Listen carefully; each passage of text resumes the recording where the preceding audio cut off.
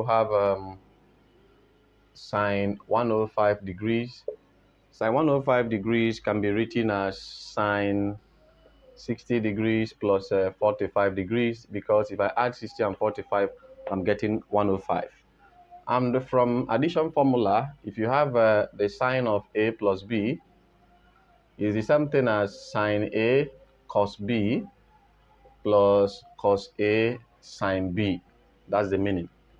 Therefore, when you have the sine of 60 plus 45 degrees, it should be the same thing as sine 60 degrees multiplied by cos 45 degrees, then plus cos 60 degrees multiplied by sine 45 degrees.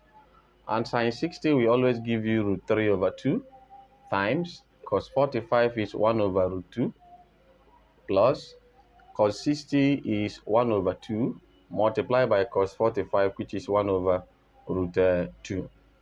So you multiply, you have root 3 times 1 is still root 3 over, this times this is 2 root 2 plus 1 times 1 is 1 over 2 root 2.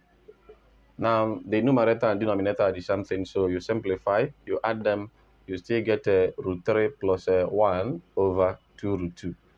This looks like the exact thing we got in the previous question, so you rationalize again by multiplying by 2 root 2 all over 2 root 2.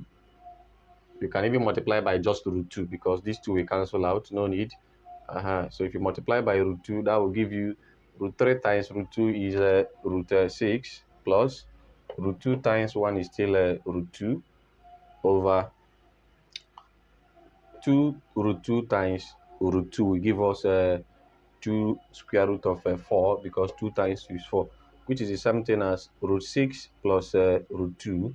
Square root of 4 is 2, 2 times 2 is 4.